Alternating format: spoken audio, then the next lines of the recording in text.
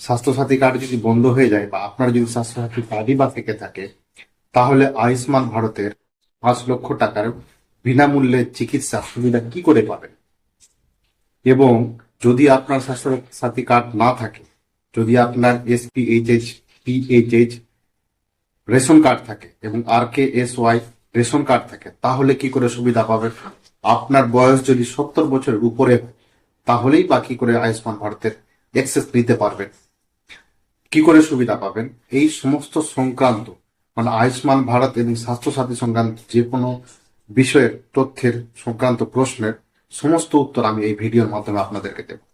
এবং ভিডিওটি স্কিপ না করে যেন কোনো পয়েন্ট আপনাদের ছুটে না যায়, এই কারণে আপনি ভিডিওটিকে একটু ধৈর্য ধরে সম্পূর্ণ দেখুন। এবং আপনি এই সমস্ত আপডেট পেতে আমার চ্যানেলটিকে সাবস্ক্রাইব করে রাখুন। এবং যদি কোনো প্রশ্ন থাকে তাহলে কমেন্টে আপনার জেলা এবং আপনার নাম উল্লেখ করে প্রশ্নটি আমরা করতে পারেন। তাহলে কিছু কিছু প্রশ্ন আছে, তাহলে শুরু করি। যে আয়ুষ্মান ভারতে মানুষ 5 লক্ষ টাকার বিনামূল্যে পরিষেবা পান চিকিৎসা, সে প্রাইভেট হোক বা সরকারি হোক, উভয় হাসপাতালে। যেগুলো আয়ুষ্মান ভারতে এমপ্যানেলড হাসপাতাল আছে, যেগুলো হাসপাতাল তাতে লিস্টেড আছে, সেগুলোতে আপনি পরিষেবা পাবেন। এর আগে কি হতো, স্বাস্থ্যসাথী কার্ডের মাধ্যমে পশ্চিমবঙ্গে মানুষ সুবিধা পাচ্ছিলেন, কিন্তু হচ্ছে কি স্বাস্থ্যসাথী কার্ড পশ্চিমবঙ্গের বাইরে অ্যালাউ ছিল না। তাহলে যে সমস্ত ব্যক্তিরা পশ্চিমবঙ্গে প্রায় 50 থেকে 60 লক্ষ মানুষ বিভিন্ন রাজ্যে কাজ করেন, কেউ রাজস্থান, কেউ কেরালা, কেউ দিল্লি, কেউ মহারাষ্ট্র, বিভিন্ন জায়গায় কাজ করেন, তারা কিন্তু স্বাস্থ্যসাথী কার্ডের মাধ্যমে সেখানে কিন্তু পরিষেবা নিতে পারতেন না, যেহেতু রাজ্যের বাইরে সে কার্ড অ্যালাউ ছিল না। কিন্তু আয়ুষ্মান ভারতে তারা কিন্তু রাজ্যের বাইরেও তাদের এই সুবিধা নিতে পারবেন। তাহলে আয়ুষ্মান ভারতের এটা হচ্ছে প্লাস পয়েন্ট। আর আয়ুষ্মান ভারতে পশ্চিমবঙ্গে যে এগ্রিমেন্ট সাইন হয়েছে গভর্নমেন্টের, রাজ্য সরকারের সাথে, তাতে প্রায় 1,43,00,000 পরিবারকে ইনক্লুড করা হবে। এবার হচ্ছে আপনার স্বাস্থ্যসাথী কার্ড আছে, আপনি তাহলে কি করে পাবেন?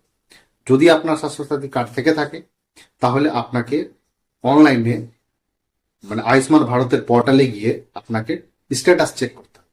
কারণ রাজ্য সরকার বলে দিয়েছেন যে যারা স্বাস্থ্যসাথী কার্ড আছে তাদের সমস্ত তথ্য বা ডাটাকে আয়ুষ্মান ভারতে কনভার্ট করতে হবে। যদি আপনার নামটা কনভার্ট হয়ে গিয়ে থাকে, তাহলে আপনি স্ট্যাটাস চেক করবেন। যদি গ্রিন বাটন দেখায় বা যদি অ্যাপ্রুভ দেখায়, তাহলে বুঝবেন আপনার স্বাস্থ্যসাথী কার্ড আপনার আয়ুষ্মান ভারতে কনভার্ট হয়ে গেছে।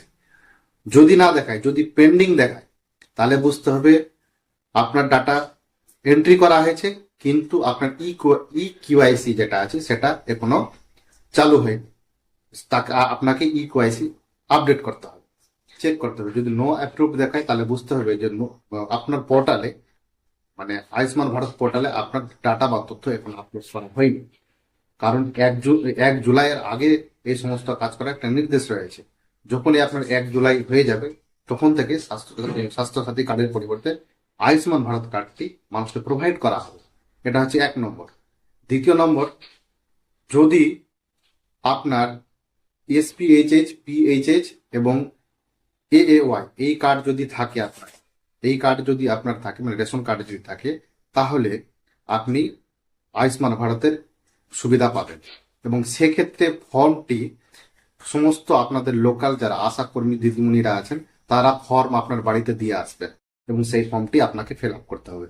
এবং ফিল আপ করে আপনারা সেটিকে আপনার নির্দিষ্ট পঞ্চায়েত বা আপনার মিউনিসিপ্যালিটিতে জমা করবেন। তৃতীয় হচ্ছে, যাদের বয়স 70 বছরের বেশি, 70+, এবং RKSY বা RKSY2 কার্ড আছে, তারা কি করবেন? তাদের ফর্মটা আপনারা জনকল্যাণ শিবির থেকে সংগ্রহ করতে পারবেন। শুধুমাত্র তারা, কারণ যাদের বয়স 70 বছর, তাদের ক্ষেত্রে কোনো ক্রাইটেরিয়া নাই, আর্থিক কোনো বাধা নেই। তিনি গরিব হন বা বড় লোক হন, যে কেউ হোক, 70 বছরের বেশি হলে তারা আয়ুষ্মান ভারত পাবেন। এই হচ্ছে মোদ্দা কথা। আগামী 1 জুলাই থেকে আয়ুষ্মান ভারতের কার্ড কিন্তু বিলি করা হবে, বিভিন্ন ধীরে ধীরে স্টেপ বাই স্টেপ কিন্তু বিলি করা হবে।